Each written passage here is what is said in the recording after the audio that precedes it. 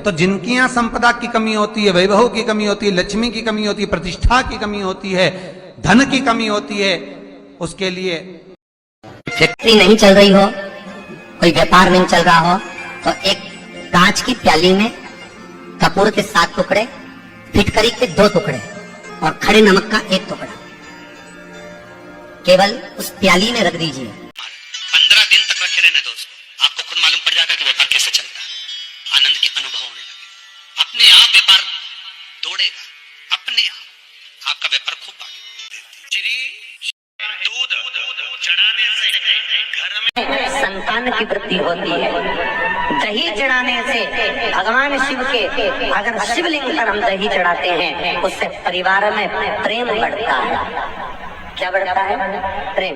फिर घी चढ़ाने से हमारे घर से रोग दूर होता है। शहद चढ़ाने से, भगवान शंकर पर जो शहद चढ़ाया जाता है वो चढ़ाने से घर में संपदा की वृद्धि होती है। और 5वें नंबर पर भगवान को शक्कर, जो आप जानते हो कि शक्कर आदि पिसी हुई चढ़ा देने से, शिव जी को चढ़ाने से हमारे घर के बच्चे जिद्दी नहीं हो। कि शिव महापुराण विश्वास को जागृत करती है। एक लाल चंदन होता है, एक पीला चंदन होता है, 2 तरह का चंदन होता है। जैसे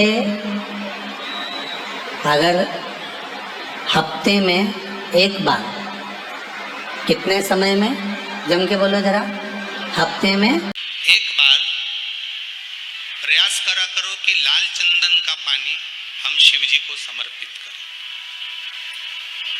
और लाल चंदन का पानी अगर शंकर जी को समर्पित कर रहे हो तो शिव मंदिर में चढ़ाने के बाद में थोड़ा सा पानी बचा हुआ किसी बेलपत्री के वृक्ष के नीचे समर्पित करें। किसी भी बेलपत्र के वृक्ष के नीचे लाल चंदन का पानी थोड़ा समर्पित करें। जैसे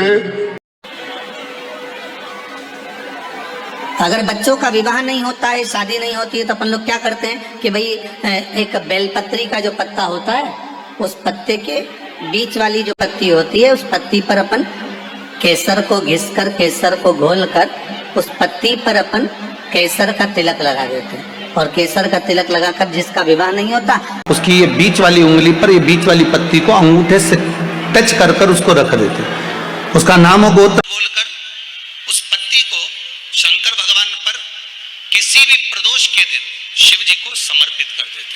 बस इतना याद रखें कि इस पत्ती का जो मुख है वो जलाधारी की ओर होना चाहिए। जब हम चढ़ाएं उस समय पर केसर का तिलक लगाकर अंगूठे से उसको टच कर कर नाम गोत्र बोलकर जिसका विवाह नहीं हो रहा है, शादी नहीं हो रही है, शिव जी को उसे चढ़ा दो किसी भी प्रदोष को।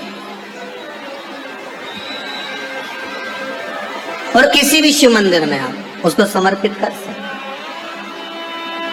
किसी भी प्रदोष को किसी भी शिव मंदिर में आप समर्पित कर दीजिए। बाबा से निवेदन करिएगा, बाबा स्वीकार करेगा और विश्वास है कि 3 महीने में बाबा उसका विवाह पक्का कर ही देगा। ये पक्का है। शिव स्मरण करना।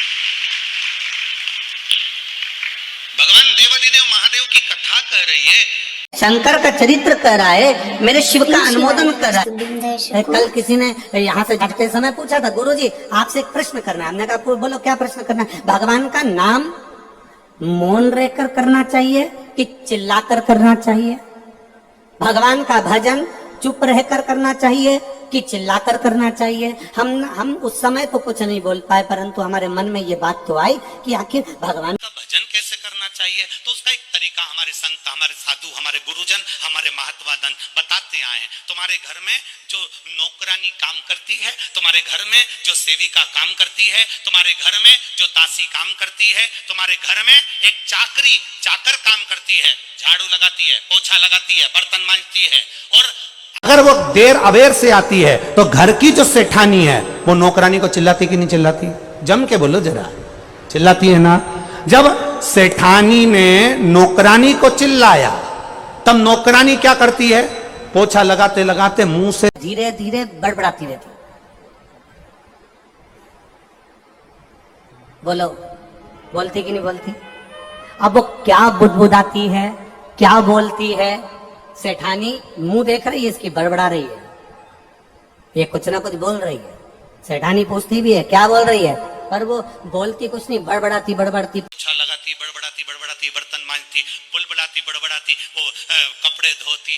बस शिव महापुराण की कथा कहती है भगवान का भजन भी उतना ही धीमा होना चाहिए जितना वो कर रही है। धीरे बोल रही है, सेठानी को सुनाई नहीं दे रहा पर उसके दिल को सुनाई दे रहा है। उस तरह हमारा भजन भी ऐसा होना चाहिए कि अंदर जो परमात्मा बैठा है उसको सुनाई दे, संसार को भले सुनाई ना दे पर मेरे परमात्मा को सुनाई देना चाहिए। तेरा ही दिया मैंने खाया पिया तेरा शुक्रिया मुझे भोले बाबा ने बहुत दे दिया तेरा शुक्रिया तेरा शुक्रिया। शिवाय नमस्तुभ्यां, हर हर महादेव। दोस्तों, गुरुवार का दिन भगवान विष्णु को समर्पित है। इस दिन अगर आप व्रत रखते हैं तो अच्छे स्वास्थ्य की प्राप्ति होती है, आयु लंबी होती है। गुरुवार के दिन भगवान शिव के साथ श्री हरि विष्णु जी की कृपा बरसती है। इस दिन अगर आप कुछ खास उपाय करते हैं तो आपके जीवन में बहुत ही सुखद बदलाव आता है। गुरुवार के दिन शिव मंदिर जाकर शिवलिंग पर सूखा नारियल अर्पित करते हैं।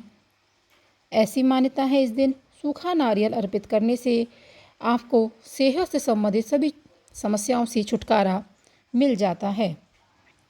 गुरुवार के दिन जल में काला तिल और गुड़ मिलाकर शिवलिंग पर अर्पित करते हैं तो इस दिन इस उपाय को करने से महादेव शीघ्र प्रसन्न होते हैं, जीवन में सुख सौभाग्य का वरदान देते हैं। गुरुवार के दिन काले तिल को छत पर पक्षियों के खाने के लिए रखने से जातक के सभी कार्यों में सफलता मिलती है और इस उपाय को करने से घर में धन धान्य की वृद्धि होती है। इस दिन चांदी के किसी पात्र में गंगा जल, दूध, चावल, बतासा डालकर सूर्यास्त के बाद चंद्रमा को अर्घ्य जरूर देना चाहिए। इस उपाय को करने से जीवन में सुख शांति आती है। अगर आप गुरुवार के दिन दूध और चावल की खीर बनाकर गरीब और ज़रूरतमंद लोगों को दान करते हैं, इस उपाय को करने से भोलेनाथ प्रसन्न होते हैं, भक्तों की सभी मनोकामनाएं पूरी करते हैं। गुरुवार के दिन घर को गंगा जल छिड़क कर पवित्र कर लेना चाहिए। घर में गंगा जल छिड़कने से सुख शांति और समृद्धि बनी रहती है, नकारात्मक ऊर्जा घर से दूर हो जाती है। दोस्तों, घर में जब नकारात्मक ऊर्जा होती है तो कोई भी कार्य आपका बनता नहीं है, लड़ाई झगड़े होते हैं और मन अशांत रहता है, मानसिक तनाव भी रहता है। इसलिए इस उपाय को आप जरूर करें। शिवलिंग पर 108 बेलपत्र अर्पित करने का भी विशेष लाभ होता है। इस दिन भगवान विष्णु को पीले रंग के वस्त्र, पीले फल, फूल अर्पित करने चाहिए।